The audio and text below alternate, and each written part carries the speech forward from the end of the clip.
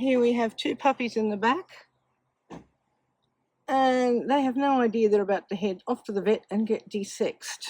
If only they knew. And I think they've got themselves tied, so I think I'm going to have to go untangle them because I think they've woven their whole little thing around. Yes, that's called going to a petrol station, puppies. That's called being at a petrol station. So it's a little unfortunate that 2 times the dogs have been in the car with me, they've gone to the vet. So we will have to see about getting them some nice time in the car where they go somewhere good. So here we are at Mooney Vet.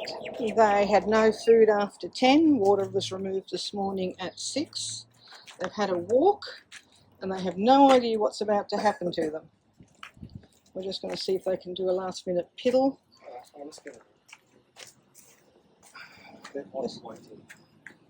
doubt it. A mandatory weigh-in. Yes, that's so. 5.3 kilos. You're not pulling him up. You're not pulling him up because that's a reduction from last time. Last time he was 5.7, so that's actually not good. And who was that? Sorry. That was Spark. Yeah, do that again. No, he's coming in at 5.3. He's lost weight. No, you got to come off first. You got to come off first, and then we get you on. Okay, come on. Okay, now we go on. That's it.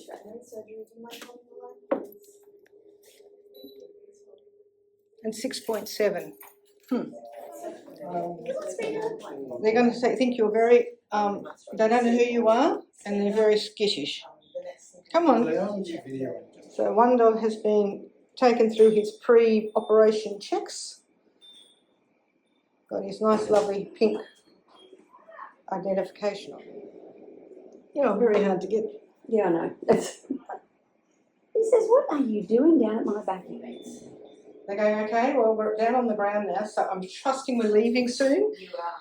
No, we're leaving soon. All right. Okay. Well, 2 puppies are back home after their surgery. Just for safety, because they can end up out of eyesight. They've both got their collars on. And this one, before we'd even left the vet, had already decided to try and lick his stitches, so he got his collar put on. He is not a happy chappy. He is so not happy. Yes, but you keep trying to lick your stitches, Spark, and that's not allowed. If you didn't lick your stickers, we wouldn't have to leave that on. I'm very sorry, but that's the rules.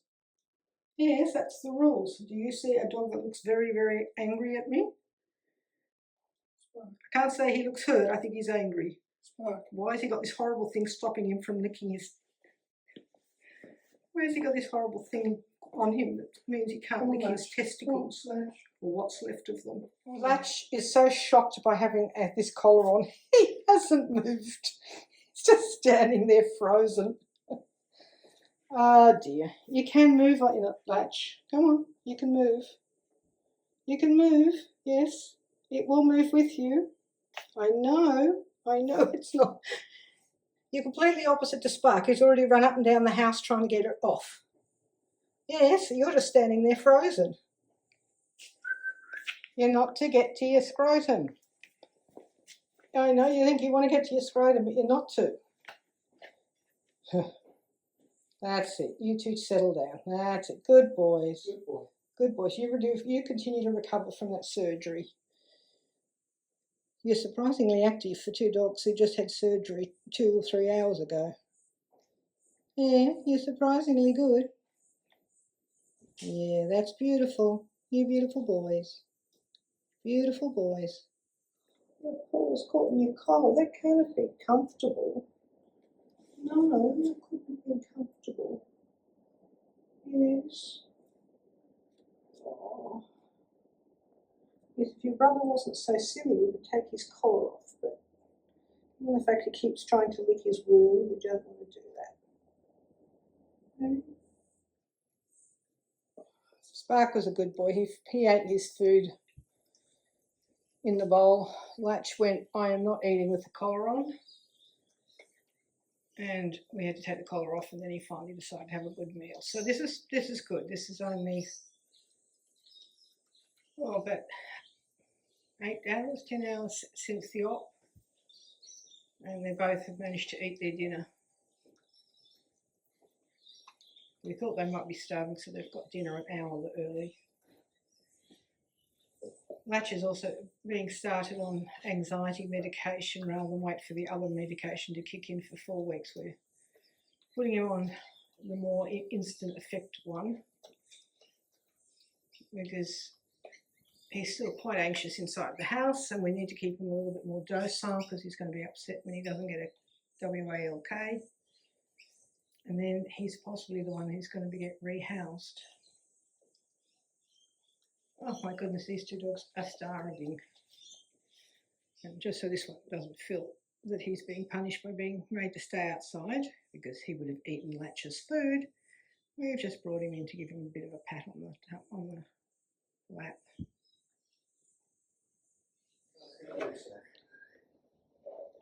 I think Spark's still hungry. I'm going to have to give him some more food. This is crazy. Such a struggle for them, these cones. They don't know where to put their heads, how to get to their food. As I said, Spark was clever. He finally figured out how to move it so he could eat, and Latch gave up at the first attempt.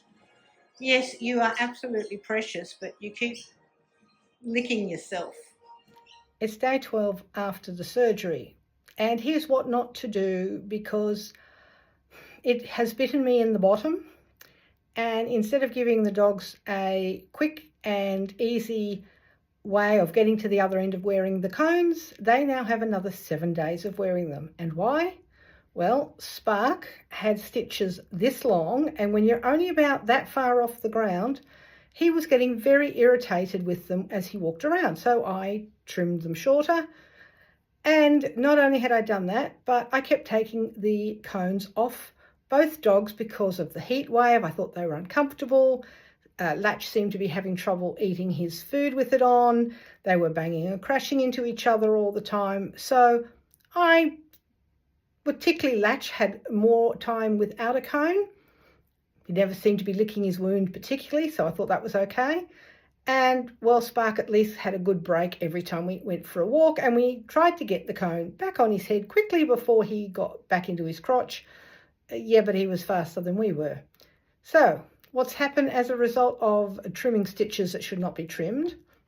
To be honest, I think the vet should never have given him external stitches when he was so short. He should have had internal stitches like Latch did. But it was definitely compounded by the fact that the cones kept coming off. Spark had partly reopened his wound. Thankfully, they could use a glue to try and help the rest of the healing. Latch had managed to lick that wound often enough that he got an infection, or maybe he was going to get an infection, but at the moment it looks like it's my fault. And the vet nurse was not impressed. I've had to now promise faithfully I will not take the cones off for anything. The dogs are not happy with me because they really did like having the cones off during the day, but now they've got to wear it 7 more days. So a nice example of compassion has actually caused a bigger problem than the original solution was.